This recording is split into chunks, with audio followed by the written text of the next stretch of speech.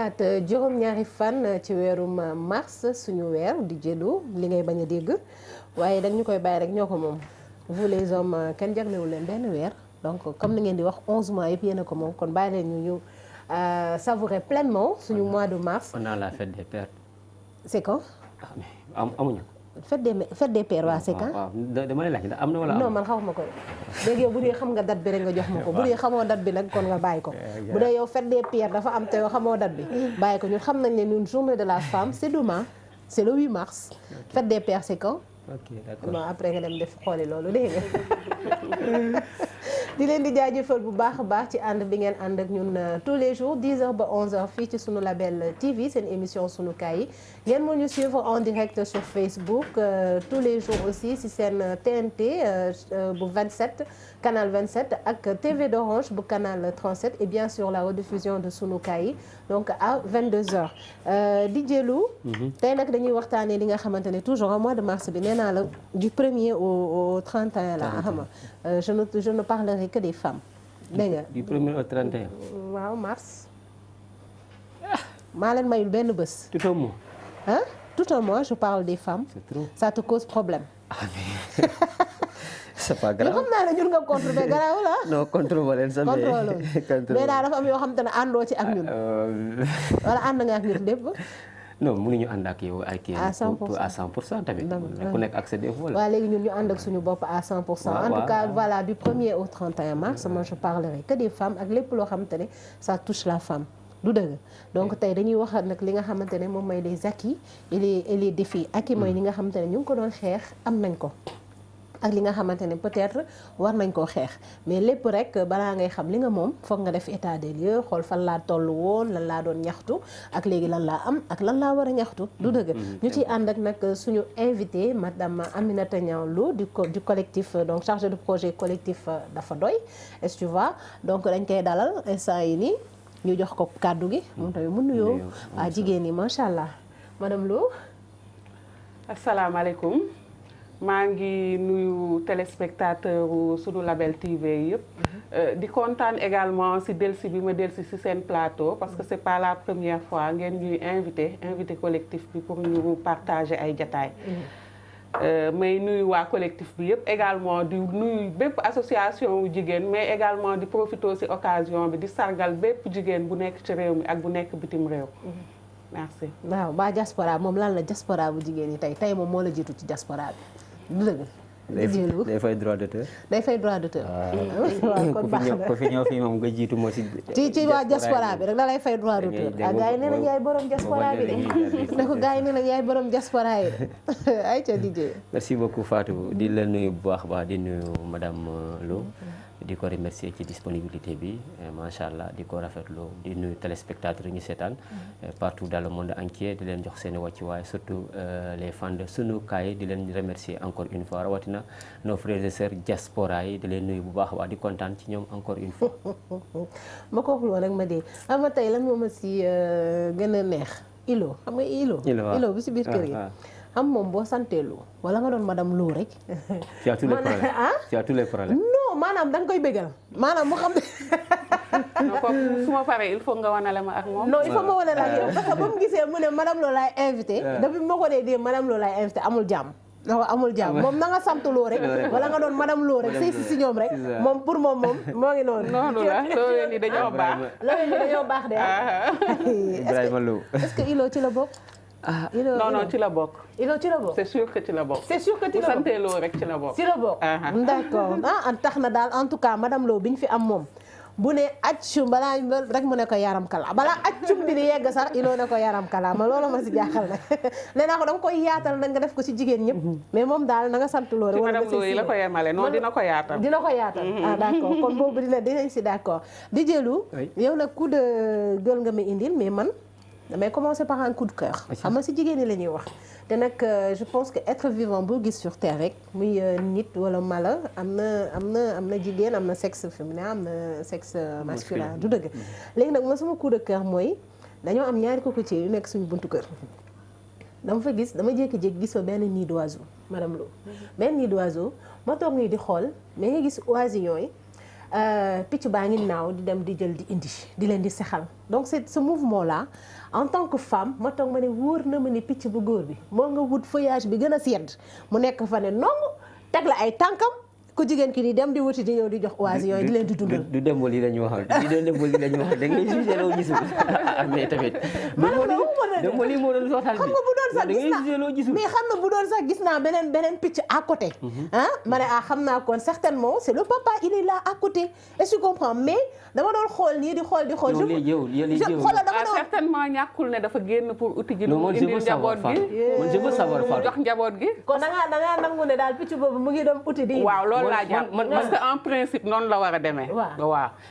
man li ma jaaxal mooy je veux se demander Fatou man li ma jaaxal mooy yow nan nga defee ba xam ni ji picc bi sexe masculin wala sexe féminin la. de toujours noo ko xamee. de toujours noo ko xamee déglu rek ma wax la de toujours. nangu nañ ne moom picc yi moom. yaay yi ñooy dem di wuti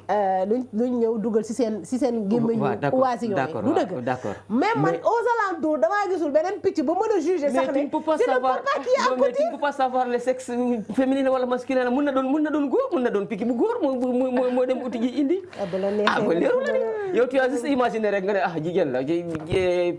seen yaay ji la moo dem uti ji indi mais voilà tu as écarté le. non xam naa dafa déduire parce que loolu moo gën a bari. loolu moom mooy la norme. xëy na exception bi moo nekk. j'ai compris exception la bëgg indi mais c'est pas grave tey bu ma delloo. parce que c'est ça donne à la fenêtre du salon dinaa ko laaj moo gisee muy naaw di ñëw. koy laajte picc bi.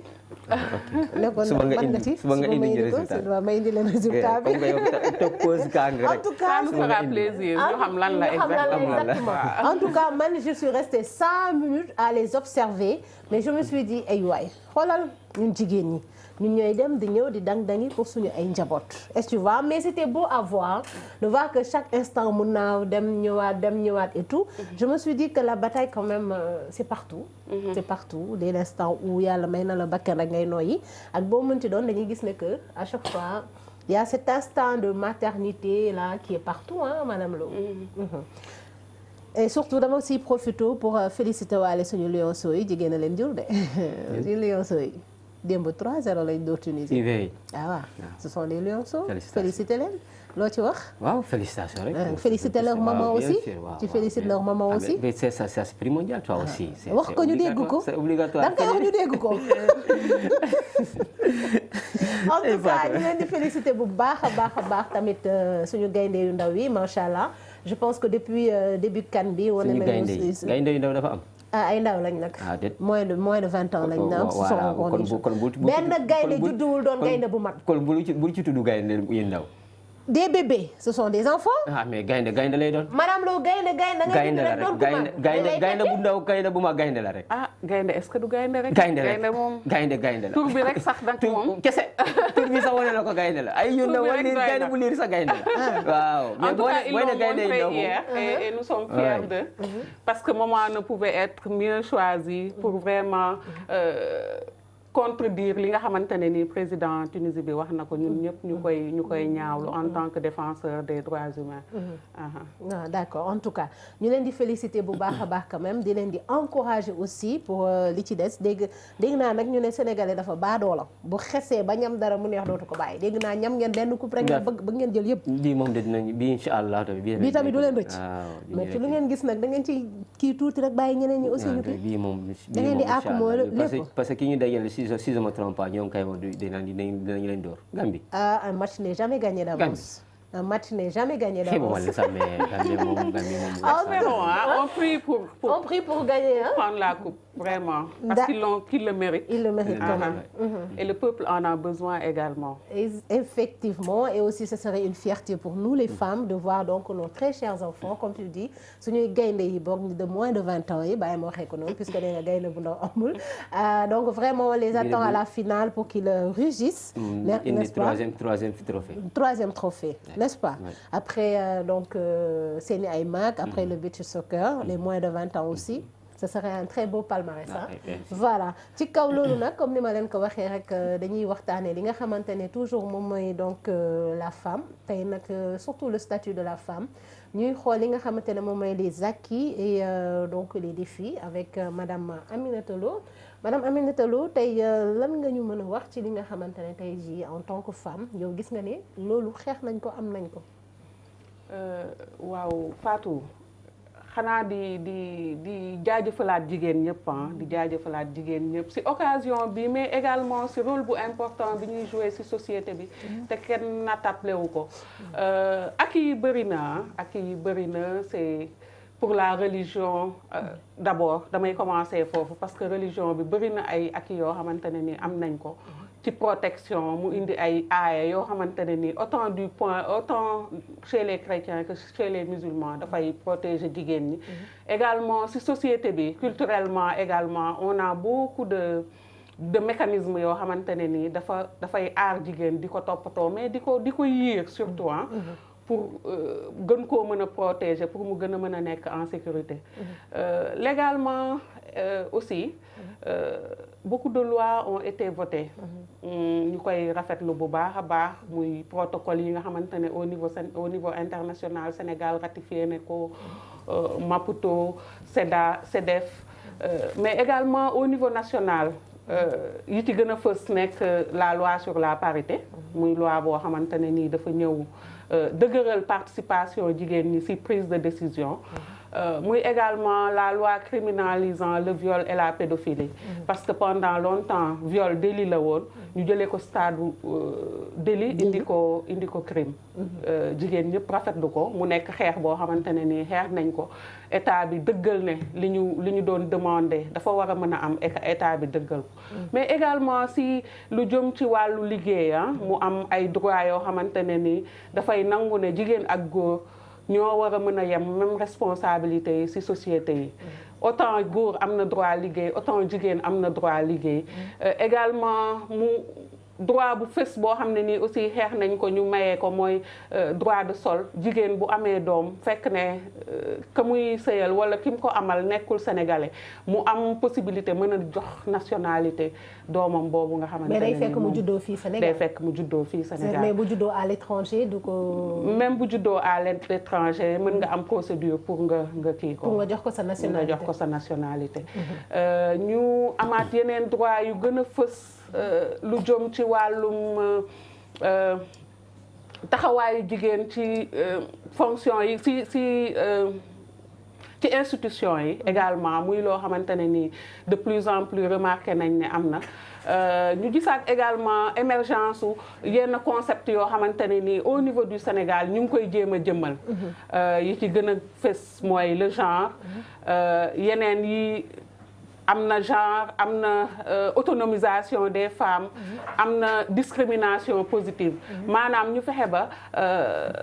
jigéen ak góor ci bépp taxawaay boo xamante ne nii war nañ koo mën a taxaw ñu fexe ba dooleel jigéen ki ba na mu war a mën a taxawee mu mën a mat parce que jigéen xëj na ci ni ko yàlla bindee am na gàllankoor yoo xamante ne nii mën na ko rencontrer dans sa vie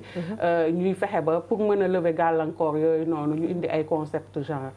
ñu indi ay concept yu demee ni ki discrimination positive indi concept yu demee ni parité yooyu yëpp ay concept la yoo xamante ne nii au niveau du Sénégal ñu ngi koy jéem a jëmmal pour gën a dooleel jigéen ak yi vraiment bëri na ak yoo xamante ne nii ñun am nañ ko au Sénégal. D'accord di jëlu yaa ngi réeré yaa suñuy ak yaa ngi bëgg a bëri de. non madame Lo a raconté les droits. waaw nos acquis li nga xamante ne léegi moom kaas nañ ko am nañ ko. mënu ko jeexal c'est-à-dire il y a trop de droits c'est bien bon je n'en disconviens pas et c'est normal mais il y a trop de droits. li ñuy laaj ñun jigéen ñi ngeen laajte. trop de droits c'est bien parce que ku nekk am nga droit bi ñu la war a jox. am nga yelleef yiite ak yelleef yoo xamante ni yaa ko moom da nga ko war a am. mais d'après lu muy waxee à certains droits donc d'après ce lu ñu koy xam defee ak lu muy ñëwee donc c'est un peu C'est un peu, si je dis un peu compliqué, ça pose problème parce que ça ne se dirait pas. Concernant par exemple le droit des parités, voilà, c'est bien bon, parité, góor bu war a liggéey, jigéen dafa war a liggéey, donc c'est bien, mais est-ce que c'est ñëpp la? C'est-à-dire waaw est-ce que ñëpp ñoo war a liggéey? Est-ce que jigéen ñëpp ñoo war a liggéey? Est-ce que jigéen ñëpp ñoo war a liggéey? Tu vois? Parce que est-ce que jigéen ñëpp war a liggéey? C'est ça le problème. Pourquoi tu te poses cette question en fait? Parce que voilà, parce que aujourd'hui il y a am na problème yu bari si côté foyer.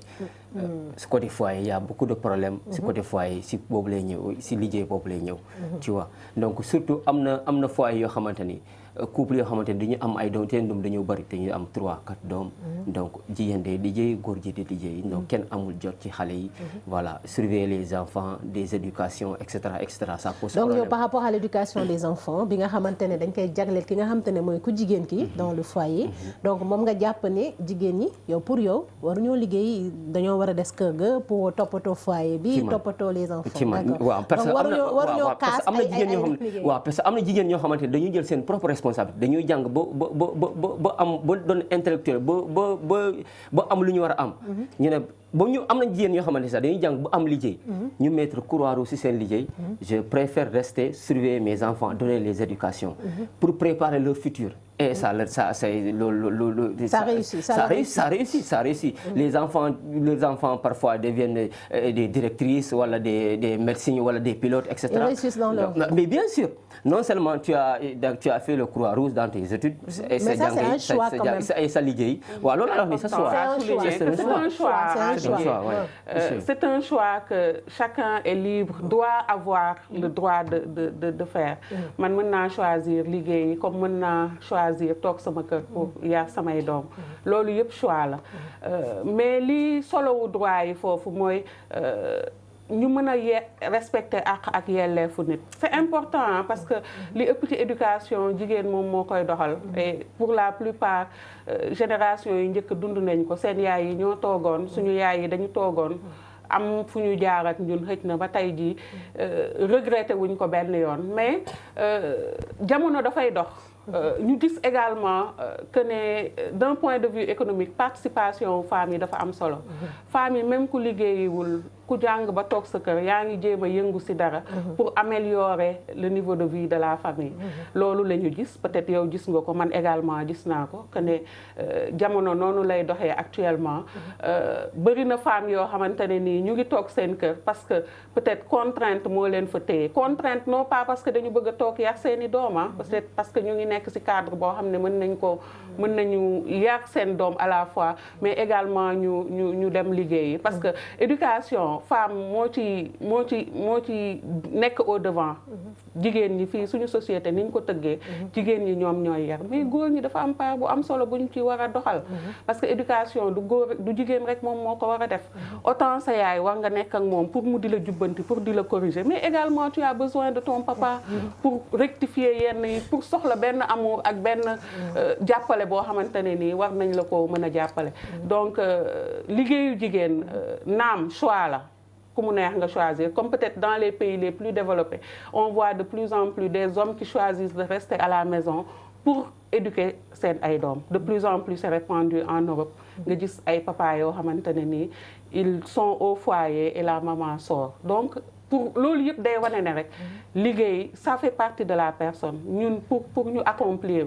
il faut qu'à un moment donné de ta vie nga xam ne lii nga soxla à un moment donné de ta vie soxla nga liggéey nga génn dem liggéeyi terewul li nga xamante ne nii yaa ngi koy doxal sa foyer nga mën ko doxal nag ba mu mat. parce que jigéen ñi ay jàmbaar lañ. ay jàmbaar lañ dañuy xëy suba liggéeyi wàcc yar xale yi. je comprends li ngay wax nii c'est important. toppatoo jëkkër yi toppatoo goro yi toppatoo njëkk yi te terewul ñu ngi liggéey. waaw mais d'accord li ngay wax ni ça sera très compliqué même de nos jours. À l'époque, je n'en disconviens pas. Mais actuellement, de nouvelle génération 2000, comment il y a une nouvelle génération? Non, on a tout vu dans ce pays. Non, nouvelle génération, est-ce que vous savez? Non, parce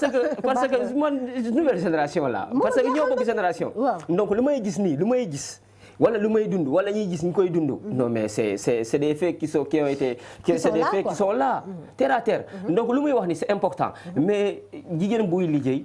bëgg a toppatoo sa foyer comme il veut. liggéey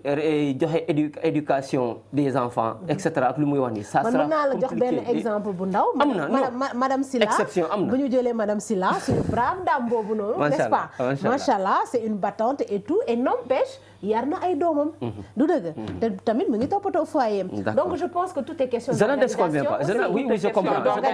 oui je comprends parce que règle boo gis am na exception. règle boo gis am na exception non ça c'est la règle parce que gis nañ ne Didier jigéen ñi ci domaine yi ñuy yëngatu yëpp soo jësee par exemple léegi jigéen ñi am nañ droit xëy na dama ko fàtte ci ak yi am nañ droit dugg ci force de défense et de sécurité au même titre que les hommes mais seen participation dafa wane ne dañu gis ne seen participation dafa exemplaire li ñu fa indi dafa exemplaire soo demee ci entreprise yi également xëy na yow yaa ngi nekk ci entreprise boo xoolee taxawaayu jigéen ñi da ngay toog ba ci yàgg da nga leen di naw pour li ñu yenu yëpp te terewul ñu ngi accomplir seen liggéey de la meilleure des manières doo ma démentir su ma la waxee loolu parce que yaa ngi nekk ak ay jigéen c'est vrai waaw d'accord moo tax ma ne non jigéenu nangu nga ne benn question attends rek nangu nga une chose que ni fii nii si on prend l'exemple de Sunu Label jigéen yi fii jiitu chaque matin bu ko weddi nag ak facilité d'accord je n'en disconviens pas je n'en disconviens pas non comprendre j'ai bien compris ce que vous voulez dire comprendre je n'en disconviens pas mais maanaam waxtaan la discussion la maanaam waxtaan la si diggante ñaari couple yi nii d'accord parce que waxtaan bu amul rek réeroo day am te réeroo bu amee rek problème chaque fois problème la waaw chaque fois problème la c'est rare li ngay wax ni c'est possible mais c'est rare xam nga lu tax ma ne c'est rare parce que voilà déggoo moo war a am maanaam acceptation bi ku ne muñal moromam ku nekk day muñal sa morom wala ak compréhension communication waaw loolu moom compréhension communication loolu moom Didier amul sax werante waaw mais est-ce que loolu moom la ñu diine digal suñu aada yeeg suñu cosaan yi également loolu la ñu digal on est complémentaire kenn mënul bàyyi sa morom soo tàmmee dëkk ak sa jabar wala nga tàmm sax dëkk ne serait-ce que ak sa yaay benn instant nga génn dëkk yow rek tu sens nettement ban apport la ñu amoon ci sa vie mais aussi autant pour ñoom également yow nga nekk ci kër à un moment donné tu pars par exemple nga dëkk ak sa yaay sa ay sœur yow rek nga nekk fa góor à un moment donné nga voyager bàyyi leen fa elles sentent nettement que am na dara loo xam ne nii da leen manqué donc góor ak jigéen complémentarité la du dualité on n'est pas là pour kii xëcc fii kii xëcc fële mais expérience moo wane ne jigéen ñi seen apport ci travail ci liggéey en milieu du travail jigéen ñi liñ ci mën a indi dafa nekk contribution boo xam ne dafa am solo waruñu ko mën a naatable n'empêche nag am na ñoo xam ne dañuy jël choix wu comme je l'ai dit tout à l'heure je reste à la maison pour éduquer mes enfants keneen ki nga xamante ne nii jël na choix wu dem liggéeyi parce que xëj na ba jàng jotee jàng na jël na choix wu dem liggéeyi également il faut ñu tegal ko benn cadre boo xamante ne nii elle pourra s'épanouir et exercer son travail correctement sans pour autant mu empêcher ko mu vivre le bien-être au sein de sa famille. D'ailleurs man foofu laay waxee. si loolu la ñuy toujours donc wéyandi maanaam da nga ne ñu créer ko benn cadre boo xamante ne dina mën a liggéey di jëlu tu vas pas nous contredire sur le fait que ni lu jigéen yor moom macha allah nii rek lay def ci kaw est-ce que tu vois mais tey jii nii ci cadre boobu noonu ñu gis na nag violence yi bëri woon na et pourtant comme ni nga wax le viol est criminalisé n'empêche dañuy gis na de plus en plus donc dañuy am ay cas de viol ay cas de violence aussi parce que ci 2023 bi suñu xoolee tuuti gis nañ 2022 bi autant pour moi gis nañ ni y a beaucoup de femmes qui ont été violentées beaucoup de femmes qui ont été assassinées par leur propre mari est-ce que tu vois donc est-ce que tey jii nii mën nañ ne ces lois là yi nga xamante ne ñu ngi koy voter est-ce que ñu ngi koy véritablement appliquer pour mettre en sécurité donc la femme. waaw Fatou constat la boo xamante ne malheureusement ñun ñëpp def nañ ko. parce que soo xoolee collectif bi li taxoon ñu créé ko mooy en 2019 bi mu amee recrudescence su ay cas de viol suivi de meurtre. cas bi si gën a fës nekk kaawu Binta Camara bi nekkoon à Tamba également Koumba Yade mais également d'autres femmes. En mai 2019 on a vraiment assisté à la recrudescence de ces cas de violence. loolu moo taxoon collectif bi jóg mais depuis boobu on a remarqué que droit yokku nañ ko parce que jëlee nañ viol crime délit yóbbu ko crime ñu foog ne loolu lu am solo la loo xamante ne nii teg nañ ko pour dissuader ñi nga xamante ne nii ñoom ñooy bourreau yi mais n'empêche ba tey ñu ngi gis ay ñaawteef yoo xamante ne nii comme tu l'as dit en 2022 même au début de l'année 2023 on a assisté à des atrocités yoo xamante ne nii ñun ñëpp góor ak jigéen ñëpp dañ ko ñaawlu parce que on se demande à la limite fan la ñu jaar ba ñu yegg si foofu parce que xëj na loo xam ne nii ñu si bëri si ñun tàmmuñu ko woon seetlu peut-être wala à cette fréquence bareewul woon comme ni mu baree nii xëj na ci seetlu nii rek xaw ma nag ci ñu dem gëstu xool ndax avant dans les générations précédentes est-ce que c'était aussi fréquent àgguma foofu mais d'un constat rek nii ñun ñëpp ku si nekk tu l'as remarqué xëj na réseaux sociaux yi ñoo ko gën a yokk mais ba ñu tegee loi bi ba pare mu am également ay mécanismes yoo xamante ne nii moom la ñu war a accompagner loi bi état am si lu muy liggéey mais également ñu xam ne li si état di liggéey doyul dafa doy dugal ak kuréel yu mel ni moom xëj na dugal seen loxo pour ne dañuy continuer sensibiliser non seulement pour que nit ñi xam loi bi mais également pour que au sein des communautés parce que parfois au sein des communautés dañuy am ay doxalin wala kii yoo xam ne moom mooy faciliter violence moom mooy installer cadre violence boobu ñuy dem ci communauté yi di liggéey ak ñoom ci ñu changer de mentalité ñu changer de paradigme parce que am na jusqu'à présent dans notre société dañu gëm ne mutisme lu am solo la maanaam nëbbatu ñu denc la ñu def la loo xam ne metti na nga nëbb ko parce que sutura lañ koy tuddee alors que sutura du loolu sutura c'est autre chose sutura c'est nga nekk ak nit xëj na muy traverser ay difficultés nga muñ ko te yàlla rek tax mais sutura du violence ni ñu ko déggee ci aada du violence ni ñu ko déggee ci religion également du violence donc c'est le moment ñun ñëpp hommes femmes toutes les communautés ñu interroger waat suñu ay doxalin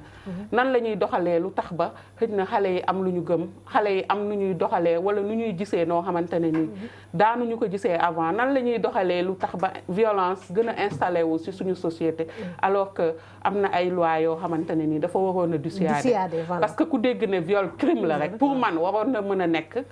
lu la dissuader pour nga def ko est-ce que c'est parce que nit yi ragal ko ñu prison et qu'il est temps que ñuy appliquer li nga xamante ne moom la religion est-ce que bu ñu ko defoon benn exemple rek woo ñëpp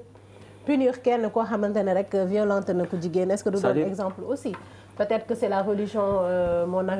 peut-être dissuader li nga xamante ne juste moom mooy ay droits yoo xamante ne jigéen nañ ko am nañ ko te ba léegi dañ koy salfaañi di jël wala mais moi je vois que ni concernant les viols dañ ko criminaliser mais appliqué wuñu ko appliqué wuñu sanction yi quoi loi bi quoi loi bi appliqué wuñu sanction bi parce que depuis lors ba léegi nii chaque fois ngay dégg en fait Didier je te coupe pas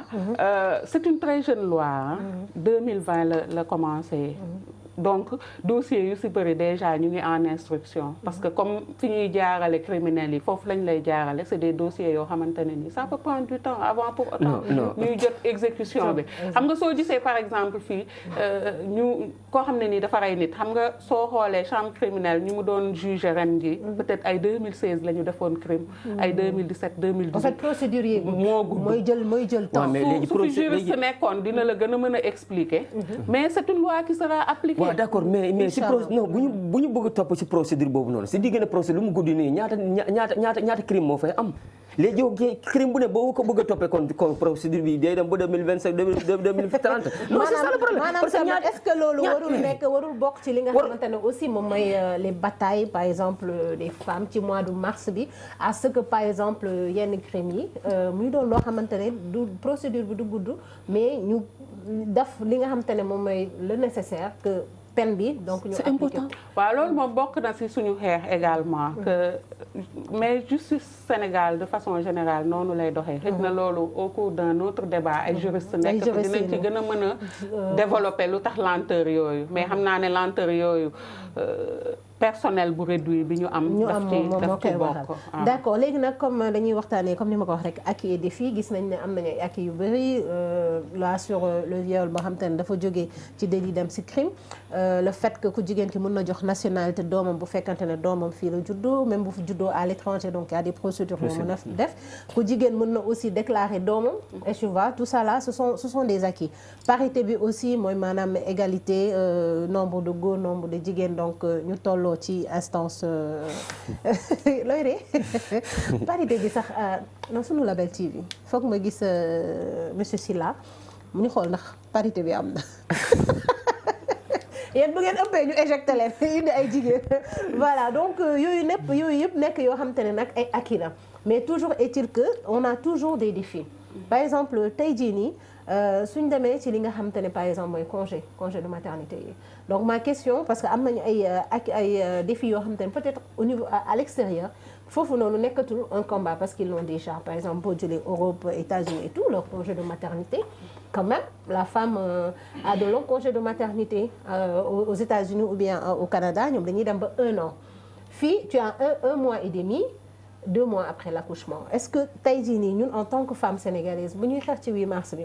est-ce que du baax ñu xool li nga xamante ne nécessairement suñu combat ci foofu la war a basé wu parce que loolu lañ soxla ñun actuellement les femmes sénégalaises et non pas toujours di basé wu ci li nga xamante ne mooy aussi le combat international.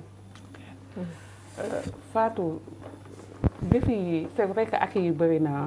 y a beaucoup d'acquis mais également il y a encore beaucoup de défis.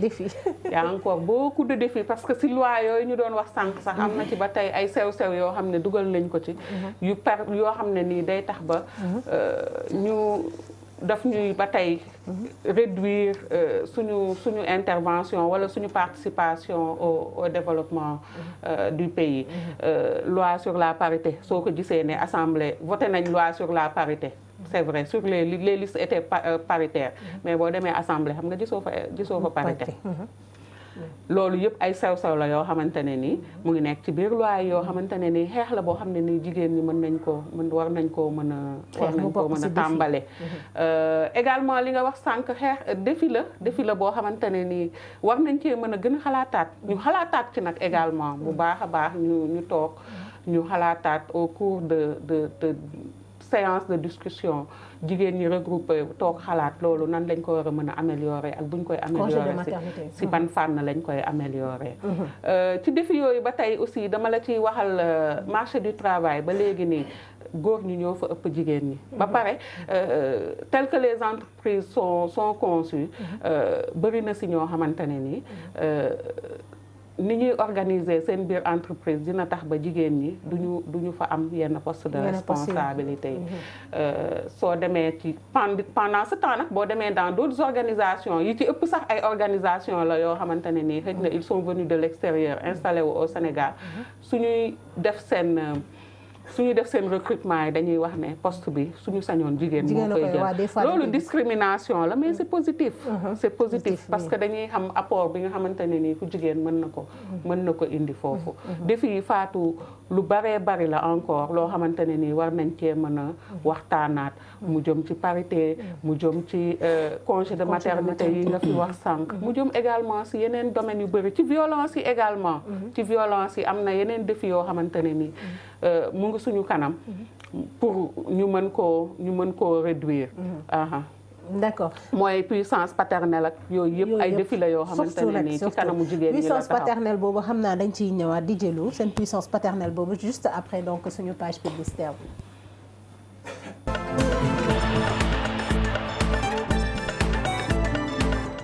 Label TV vous propose la location de matériel audiovisuel dernière génération.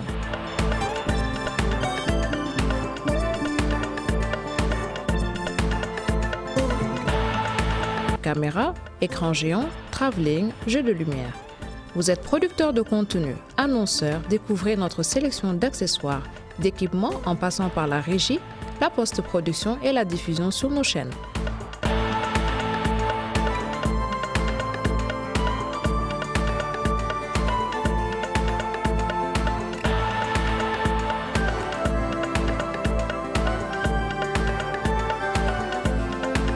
Nous vous proposons également la location de studios d'enregistrement, de salles de tournage, un studio de doublage numérique 32 pistes et un accompagnement pour tous vos événements, captation, spectacles, publi-reportages.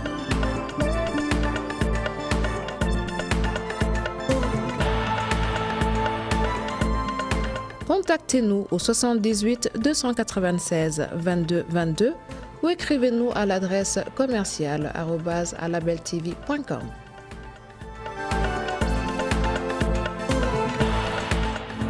ñu dellu si waat si plateau sunu kaay tey ñu waxtaanee toujours li nga xamante ne moom mooy le statut de la femme donc défi et acquis et défi ñu xool li nga xamante ne mooy acquis yi défi yi comme ni ko madame Lo waxee bëri na torop surtout nag sànq ñu laaloon li nga xamante ne moom mooy puissance paternelle bi di jëlu benn exemple rek bu koy firnde mooy maanaam tey jii nii da ngay jur doom ji war a voyager wala war a am passeport et tu vois il faut nga am autorisation parentale ku góor ki et tu vois pour pouvoir xale boobu noonu voyager wala am passeport wala yooyu alors que dañuy gis ne fii en général les parents quand ils ont un problème ku góor ki day cognace ci affaire yu bëri ku jigéen ki je pense que foofu tamit ci défi la bokk madame la. waaw loolu moom défi la c'est un problème très récurrent sooy xool réseaux sociaux yi rek à chaque fois à travers des groupes yoo xamante ne nii man dama ciy participer je vois que chaque jour le même problème se pose loolu yëpp ay waxtaan la yoo xamante ne nii jigéen ñi mën nañ ko engager parce que 8 mars bi occasion la souvent liñ ciy gën a def mooy folklore toog fekk way ñu boole ay yére c'est important parce que dina participer à notre épanouissement mais le plus important fii mooy ñu xam ne journée la boo xam ne dafay célébrer les droits de la femme ci droit de la femme loolu waroon cee mën a bokk parce que bu dee yow divorcé nga ak nit xëj na taxawaay bi nga waroon a taxaw ñu si bëri sax bu ñu leen fayloo pension alimentaire duñ ko fay amuñu benn regard ci xale bi mais au moment où sa maman veut voyager avec elle ñu commencé di indi ay problèmes également ci jigéen ñi nga xamante ne ni ñu ngi nekk dans le monde rural également am na défi yu présenté wu si ñoom te bi ci gën a am doole mooy accès à la terre loi nangu na ne jigéen mën na jënd suuf te kenn bañ ci taxawaayu kenn xaw ma nan laa ko mën a expliquer maanaam kenn ku góor bañ koo mën a taxaw maanaam man ma dem jënd terre sans pour autant sama jëkkër wala sama frère wala sama papa taxawuma pour ma jënd suuf soosu loolu loi maye na ko mais soo gisee si niñ koy doxalee ci ñi ci ëpp seen papa dafay gaañu bàyyi ay suuf góor ñi séddoo ko teggi leen xaalis alors que ñoom xaalis boobu parfois li ci ëpp sax du leen gënal dañuy bëgg suuf boo xamante ne nii mën nañ koo travailler exploiter ko pour am ay revenus yoo xamante ne nii mooy gën a conséquent mais malheureusement ci àll bi ba léegi dañuy gis ne loolu problème la également si jàng bi également ci jàng bi gis nañ ne xale yu jigéen yi suñuy dugg école ñoom ñooy ëpp xale yu góor yi mais bu ñu demee ba niveau secondaire xale yu jigéen yu bëri dañuy bàyyi li si ëpp ci suñu école yi ni mu configuré woo parce que ñu si ëpp ay problème mu dafay am ay problème mu toilette alors que xam nañ ne jigéen am na fu muy toll mën na soxla boppam te école bi du ko permettre pour mu accomplir besoin wam yooyu donc ñu si ëpp dañuy bàyyi ndax loolu ñeneen ñi dañuy bàyyi parce que dund nañ seen famille travaux ménagers yi ñu leen di teg day tax mënuñu ko boole ak jàng bi elle préfère abandonner également dina si am ñoo xam ne sax dañuy préférer entre am doom bu góor ak doom bu jigéen il demande à la fille de rester à la maison pour ñu mën a continuer di fayal ku góor ki alors que mën na nekk ne sax ku jigéen ki moo ëppoon potentialité si jàng bi loolu yëpp ay problème la yoo xamante ne nii war nañ ko relever waaw war nañ cee mën a gën a mën a waxtaanaat gën a xóotal waxtaan bi pour xam fan lañ ci toll ak lan lañ ci mën a yokk pour mën a dooleel jigéen mais également si mariage d'enfants yi jigéen ñi la gën a laal mariage yi jigéen ñi la gën a laal que góor ñi parce que jigéen ñi da ngay gis à moins de 15 ans c'est vrai am na si ñoo xam ne nii mën nañ leen tuddee mineurs émancipés mais également am na si ñoo xamante ne nii c'est carrément des mariages forcés bëgguñu si dara te ñu ngi ci sëy bi loolu yëpp ay défi la yoo xamante ne nii ñun war nañ koo mën a yëkkati xeex ko. mais également mutilation génitale yi aussi défi la. loi bi dàq na ko yàgg na mais dans la pratique ça se fait toujours. waaw alors que contrainte la bu mag boo xamante ne ni jigéen ñi am nañ ko. par et rapport surtout que dans le futur daf lay indi lay complications day indi lay complications. c'est exactement ça. pourquoi mutilation yi. waaw lu tax mutilation yi mooy comme par exemple comme li ñuy wax mën a xarafal jigéen. est-ce que tu vois day indi ay complications jigéen yi seetlu nañ ko déjà de mën na la indil ay infection est-ce que tu vois. c'est-à-dire infection. xam nga luy infection nag di jël xam nga luy infection voilà donc mën na la indil ay infection est-ce que tu vois mën na la indil aussi au fur et à mesure waaw ay fistule li ci gën a fës rek na mooy fistule yi mooy fistule yi nga xamante ne jigéen ñi dañ koy am souvent après accouchement te ñu seetlu ñi ëpp ñi nga xamante ne dañ koy am dafa fekk ne dañ leen xarafaloon loolu surtout mooy danger wu mutilation yi di jël et puis aussi il y a une autre conséquence boo xamante ne aussi les gens ils le voient mooy que ne en général ñoom pour ñu yëg seen bopp maanaam en tant que jigéen dafay am vraiment des difficultés loolu tamit je pense que en tout cas bokk na si suñuy def yow da nga d'accord pour ñu xarafal jigéen attends Fatou c'est-à-dire il y a certaines lois yoo xamante ni tubaab yi indi ñu di ko imposer suñu kaw nii c'est inadmissible ça c'est inacceptable non mais attends li ngeen wax nii waaw d'accord seen droit la ngeen kaas ko je n'en disconviens pas mais sama idée laay joxe sama opinion laay joxe li ngeen wax nii loolu du raison ci man loolu du raison ci man tu vois parce que li ngeen wax nii dool terewul ngay am plaisir soi-disant terewul ngay am doom terewul ngay parce que depuis à l'époque suñu maam yi daan nañ ko def mais dañu jur ba doom fu mu yem dañu jur ba jur da ngay compter benn mère am 5 6 7 doom te def na ko ba léegi ñu ngi am mais ba ginnaaw suba te ba ginnaaw suba ñu ngi koy def mais c'est-à-dire maanaam aada la yoo xamante ni ñoom ñoom aada la ñoo xamante ni dañ ko fekkee te ñoom seen maam fa lañ fi daan ko def seen waajur daan ko def ñoom de sax maanaam aada la ci ñoom duñu ko bàyyi léegi maanaam bu ñu dépendre si nasaraan yi bu leen ko def parce que lii lay joxe lii après ñu andi seen raison ñoom ñu andi seen kii lii lay def indi seen cause moo indi lépp ay lu mu tudd sax comment dirais-je ma fàtte ci bi sax. léegi en attendant nga fàttaliku waaw d'accord. Madame Lo, est-ce que tu es d'accord si bàyyi ma daaneel c'est-à-dire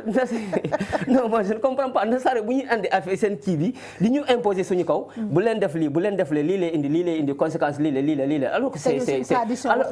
tradition waxul loolu te da ngay gis beneen côté ñoom ñu koy def ba pare dara du leen ci fekk du ñu am benn effet secondaire te dañuy jur ba 5 6 7 ba 10 sax. ba 11 ba équipe nationale laa lay wax ni de te chaque mois ñu koy def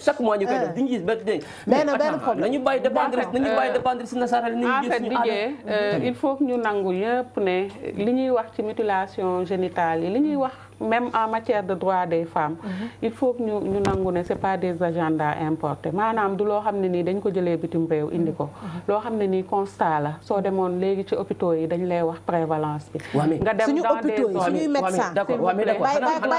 bàyyi ko mu yeggale nga dem dans les zones où on pratique le plus les mutilations génitales au Sénégal nga dem dans le nord wala nga dem dans le sud da nga fay fekk ay jigéen ñoo xamante ne nii dañuy dund fistule loo xam ne dafay yàq dundu doomu aadama la waxuñu ne képp ku ko def da nga koy am en fait du ñëpp ñi ko def dañ koy am mais la majorité ñi ko def dañ ciy jëlee ay séquelles yoo xamante ne nii souvent c'est irréversible fistule sax léegi ñu ngi koy réparer mais soo interroger le passé am na ñoo xam ne dafa yàq seen àdduna parce que toog nañ benn moment boo xamante ne ni dañ leen a ber ci seen kër seen jëkkër bi leen fa indi woon faaleetu leen. mais xanaa léegi mutilation génitale bi dañ ko moderniser xanaa dañ ko modifier parce que suñu maam li gën a def kay moom xanaa bu dee loolu la kay moom dañ ko moderniser xanaa wala le fait que luñ koy def moo jaarul yoon ba mu andi leen problème et cetera xam nga aada ñun ñëpp nangu nañ ci ay aada lañ tënku parce que ku nekk si ñun am na ci benn culture boo xamante ne nii jóge nga fa mais nañu nangu ne aada yi ñuy def man damay wax chaque jour ne aada yi ñuy def bari na si yu baax mais bari na si yoo xamante ne nii dëppootul ak ñun ni nga xamante ne nii noonu la ñuy dundee loolu il faut également ñu mën ko bàyyi xel parce que dafa am ay mutation yoo xamante ne ni société bi daf ko dund te mu am beneen taxawaay boo xam ne daf ñu koy demander à ce que ñun ñu xoolee noonu mais également ñu doxalee noonu bi ci gën a am doole gën ci am solo sax dama lay wax mooy doomu jàngoro sida dafa changé suñu aada yu bëree bëri sida dafa war a mën a tax ñu xool nan lañ koy war a mën a doxalee waat léegi du aada yëpp bon de non du tout am nañ ci yu baax am nañ aada yu baax yoo xam ne dañ ko war a dëgëral ñun en tant qu'africain c'est nos valeurs war nañ ko mën a dëgëral mais aada boo xam ne nii dafay nasaxal intégrité wu nit loolu du aada boo xam ne dañ ko war a mën a maintenir waaw d'accord moi je serais d'accord boo ma ne liñ ko daan defee defatuñu ko noonu non, c'est pas ce que j'ai dit. Non, dama ne je peux d'accord avec ça mais comme voilà li ñu koy defee nii wala nii lay def nii lay def ko sa léeg-léeg mun war ko parce que gis naa ñu koy def ba pare dara du leen ci fekk comme gis nga ñoo xam ne dañ koy def dara du leen ci fekk mais di nga gis également ñu bëri ñoo xam ne dañ koy def am na lu leen ciy fekk mooy fistule yi mooy également problème yi ñuy am au niveau gynécologique mooy également problème yi nga xamante ne ni dañ koy am seen sëy weddi wu ma de am na ñoo xam ne ñu ngi koy def dara fekk leen mais ñu bëri ñi koy def dara fekk leen en parlant aussi di jëlu danga may dégg nga li ma la wax sa aada en parlant aussi bàyyi ma daaneel foofu doo daaneel parce que doo daaneel taxawal foofu sonnal nga ñu aada be yooyu voilà léegi nag gis nañ ne aussi comme ni nga ko waxee rek aada bi madame Lo am nañ ci yoo xam te ne dañ ko war a dooleel comme ni ko madame Lo waxee ak aada yoo xam te ne tamit war nañ koo mën a dindi parce que comme ni mu wax rek lépp loo xam te ne day atteindre intégrité nit ki war nañ koo mën a xoolaat ci kaw loolu nag daf ñuy yóbbu ci li nga xam te ne mooy thème année bi thème international bi ñu naan pour un monde digital inclusif donc innovation et technologie pour l'égalité des sexes est-ce que ñun tey jii nii en tant que femme sénégalaise est-ce que vraiment lii lañ soxla innovation technologique yi est-ce que du doon si ñun aussi safaan ou bien tu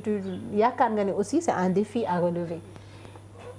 C'est un défi, hein? C'est un défi. Vraiment, am nañ ci suñu place, mais également ça peut nous servir pour ñi nga xamante ne nii ñu ngi nekk dans le domaine de la transformation, ñi nga xam ne ñu ngi nekk dans le domaine industriel. ñoom ñëpp am nañ ci seen place pour ñu mën a jaay li nga xamante ne nii ñoom ñu ngi nekk di ko def. Mais également ñi nga xamante ne nii ñu ngi nekk ci dans le domaine même du droit wala de la lutte et des sensibilisations pour ñu mën a fësal li nga xamante ne nii ñu ngi nekk di ko def. Mais nag dañ ko lu ñu war a encadrer la. Parce que comme on dit paaka bañ koy créer du woon xëj na pour rey nit mais nit mu ngi koy utiliser pour gaañ ci moroomam malheureusement lépp loo xamante ne nii am na ay avantages aussi mën nañ ci gis ay inconvénients xëj na suñu discussion yi war nañ koo mën a jëmale ci xool technologie yi ak monde digital bi jigéen ñi yan gàllankoor lañ ci mën a am ba mën a préparer wu à ce que ñu mu bañ a accès surtout bu ñu xoolee comme ni nga ko waxee dans le monde rural puisque quoi qu'on puisse dire il y a au moins plus de 30% ci population bi ñoo xamante ne ils n'ont pas accès donc à internet aux nouvelles technologies mais tey jii nii comme ni ñu wax c'est un défi à relever jigéen ñi soxla nañ ko parce que réseaux sociaux moom du lépp bon gis nañ ni comme ni mu ko waxee mën nga ci jaay mën nga ci def sensibiliser bépp bu mu mënti doon mais aussi comme ni mu wax il faut de la préparation foog ñu préparer jigéen ñi ñu bañ ñoo jëlax nag comme ni ñu jëlaxee population sénégalaise bi ci réseaux sociaux yi gis nañ safaan gi muy jural jigéen ñi en même temps yàqante bi ci biir réseaux sociaux yi xale yi en même temps yenn problème yi ñuy am ci réseaux sociaux yi c'est parce que dañu koo jalax te kenn préparé wuñu voilà donc je pense que aussi ci défi yi nga xamante ne jigéen ñi war nañ koo lutter boobu da cee war a bokk préparation bi di jëlu xanaa boobu d'accord nga ak ñun wala yow waruñoo dugg ci réseaux sociaux yi bien réseaux sociaux moom ku mu neex dugg foofu amul problème loolu moom kay moom réseaux sociaux moom kenn tere fa mais du la fa tax dugg na doon lu baax na doon lu baax daal d'accord ba tey na doon lu baax mais Fatou 8 mars la ñu nekk fête des femmes soobee yàlla suba inchallah suba inchallah mais moi je vois que ni les fêtes des femmes là les fêtes des femmes là il y a un grand défi comme lu mu wax il y a l'inégalité si je dis l'inégalité maanaam si on parle la fête des femmes le 8 mars, émancipation des femmes, journée mondiale de la femme, la parité, tu vois. Donc tout ça, moi je vois que c'est toutes les femmes du Sénégal, du monde entier ça, ñoo war a mangoo doon benn ñu xeex ko. C'est parce que seen yelleef la seen ak la. mais souvent parfois ici surtout ici au Sénégal dañuy gis mel ni journée mondiale de la femme, la parité, hein. ñuy casse parité journée mondiale de la femme, les fêtes des mères. Donc d'une part da ngay gis yow tamit xanaa suñu fête yi da la déranger. waaw mais xam nga li ma ci déranger. li ma ci déranger. le fait que yeneen côté ñu koy fêter ñu koy célébrer am na yoo xamante dañuy dañu leen di financer yi dem Grand Théâtre wala dem Sorano di ko fêter au moment où l'autre moment sont dans les faros xamuñu sax lan mooy fête des mères xamuñu sax lan mooy journée mondiale des femmes xamuñu ci faro la ñu nekk di liggéey wala dem marché daal seen doole pour ñu mën a lijjante indi kër gi pour seen njaboot alors que de l'autre côté ñii dañu koy féetee financé par voilà des millions et des millions ñu koy financé donc tu vois il y a l'équilibre alors que ça c'est la fête il y a des déséquilibres alors que c'est la fête de toutes les femmes donc dañu war a célébrer dañu war a tolloo ñëpp happy ñëpp ñu xam ni tey moom suñu fête je pense que li ngay wax ni ça doit être un défi aussi pour femmes yi nga xamante ne surtout Dakar fii ni côté Dakar ñoo gën a xam ñoo gën a organiser fi non tey moom seen fête la xam xaalis baa ngi nii dama leen féetee ko de côté ngeen dem maire bi ñuy dem faro wala ñuy dem bu subaa nga jox ma xaalis bu subaa nga génnee xaalis jox les femmes de Sunu Label TV donc je pense que li muy wax ni mooy que ni y a ce déséquilibre là 8 mars c'est plus connu donc en ville alors que boo demee peut-être dans les régions villages plus reculés au Sénégal ñoom peut-être dunduñu sax fête bi mais je pense que aussi ça doit faire partie des défis des femmes. On en a tantôt parlé au début mooy bi may wax ne fête la célébration la on célèbre les droits des femmes donc célébration da ngay fësal mais également da ngay natt également fan nga toll mooy li ñu nekk di def nii fan nga toll par rapport ak li nga xamante ne sumboon nga ko fan nga ci toll lan moo ci manqué ak lan nga ci war a dolli loolu nag ñëpp la concerné parce que participation wu ñëpp dafa am solo parce que li nga xamante ne nii dañ koy décider muy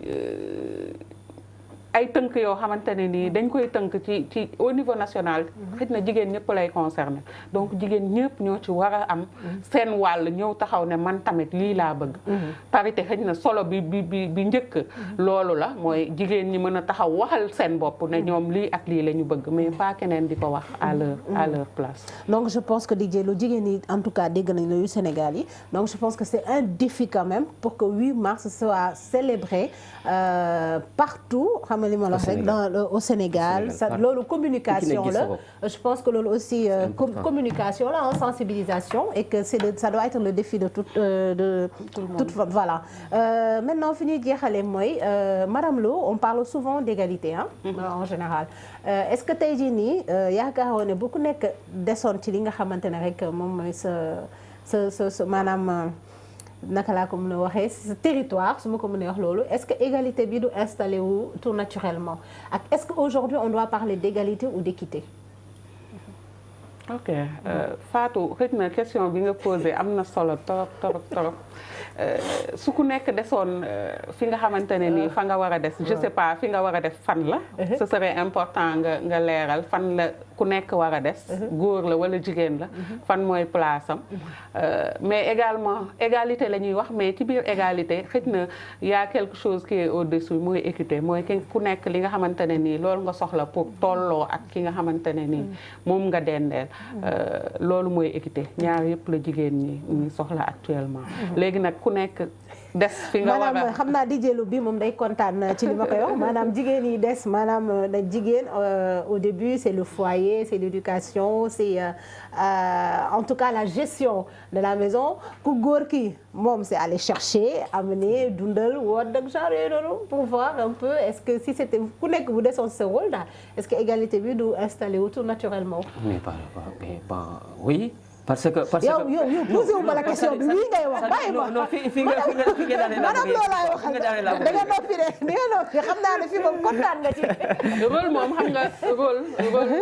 en genre dañuy wax ne rôle mooy loo xamante ne nii nit ñi ñoo tënku accordé ne diw lii lañ ko jagleelee. xam nga yow parfois di nga ñëw fii ñu jagleel la loo xamante ne nii arrangé wu la. mais bu dee groupe bi yëpp dañu nangu ne loolu la yow da nga koy nangu. bien que nag mën nga bañ a nekk à l'aise ci rôle boobu ñu la jagleel. malheureusement loolu mooy rôle. Le rôle de la femme dans la société mën nañ ci wax fii ba suba du jeex. Est-ce que avant c'était seulement rester au foyer? Attention, soo xoolee ci suñu société sénégalaise